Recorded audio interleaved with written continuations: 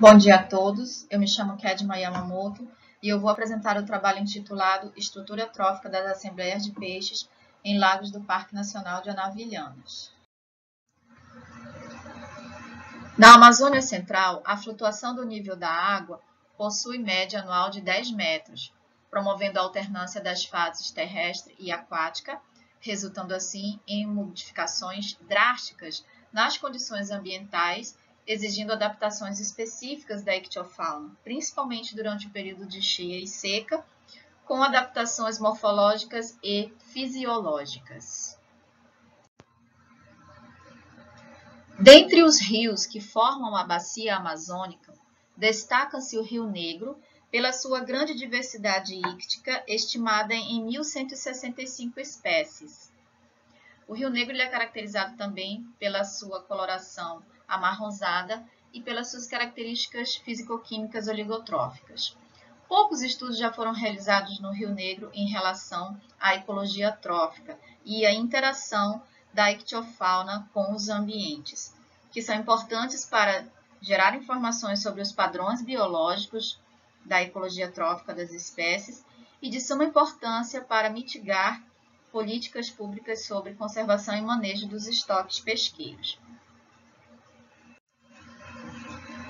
Assim sendo, o objetivo geral deste trabalho foi de caracterizar a estrutura trófica das assembleias de peixes em lagos do Parque Nacional de Anavilhanas durante um ciclo hidrológico.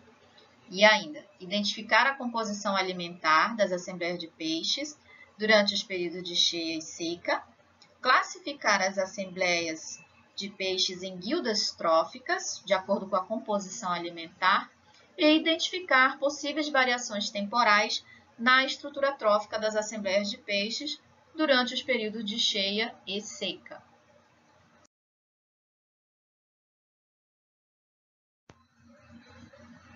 Conforme observado aqui no mapa, nós temos o destaque a cidade de Manaus, a cidade de Novo Airão. O nosso estudo ele foi realizado no Parque Nacional de Anavilhanas, que está localizado no município de Novo Airão. É um parque federal, uma unidade de conservação de uso indireto, formado por mais de 400 ilhas, sendo uma das maiores do mundo.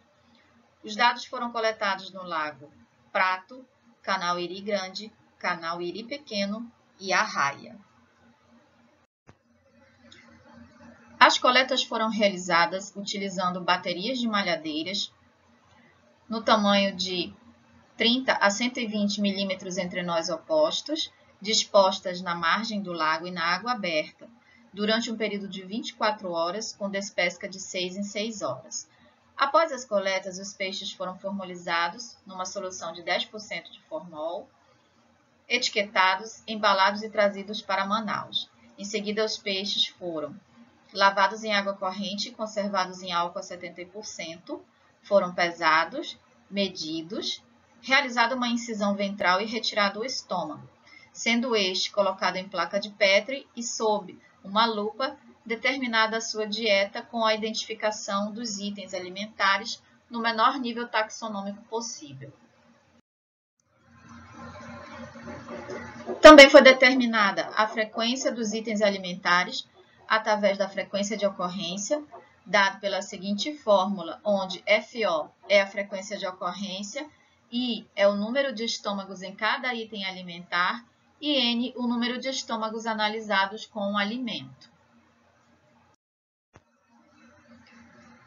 Também foi calculado o grau de repressão, onde foi representado por 5 categorias, sendo elas 0% estômago vazio, 25%, 50% metade do estômago com alimento, 75% e 100% estômago distendido, preenchido com algum tipo de alimento, onde o volume relativo é a estimativa visual de cada item alimentar em relação ao volume total do alimento em cada estômago.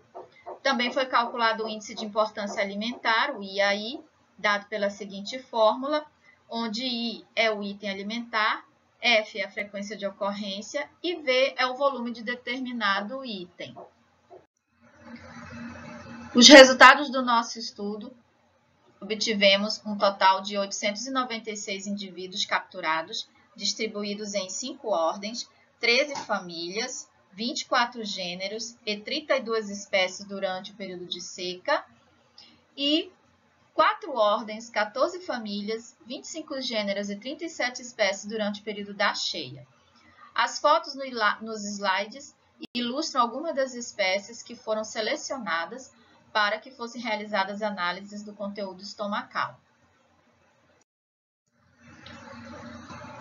Os nossos resultados mostraram que 10 espécies foram as mais abundantes e essas 10 foram selecionadas para serem realizadas analisado o conteúdo estomacal, sendo elas Pescoamosíssimos, Serrasalmus goldingi, Hemiodus imaculatus, Triporteus elongatus, Acestorhynchus falcirrostris, Hemiodus unimaculatus, Hipophthalmus marginatus, Pimelodina flavipinis, Pelona flavipinis e Hipophthalmus fimbriatus, com destaques para as 3 primeiras espécies, que foram as mais abundantes dentre as 10 selecionadas.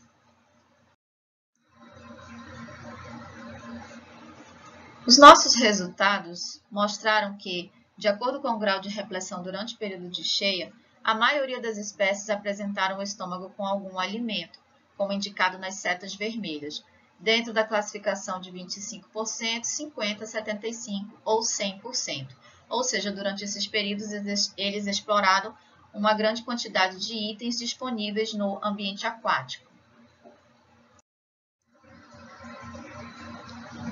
O grau de repressão durante o período da seca evidenciou que a ictiofauna apresentou o maior número de estômagos com grau de repressão 0, indicado pelas setas em azul, corroborando estudos que mencionam que o período de seca ele é de restrição alimentar devido à retração das águas e à indisponibilidade de recursos.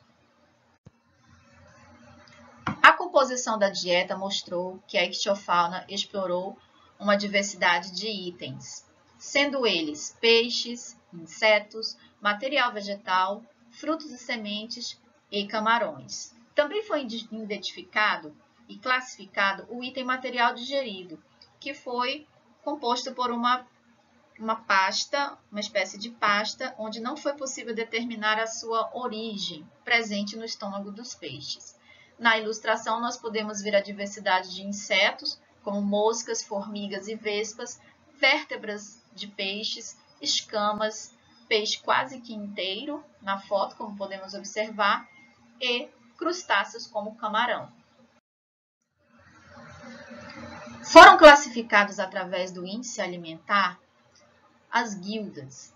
Na guilda dos onívoros, nós temos Hemiodus imaculatus e Hemiodus unimaculatus, as oranas. Podemos observar que eles exploraram durante a cheia e seca diversos itens alimentares, tanto de origem animal como de origem vegetal.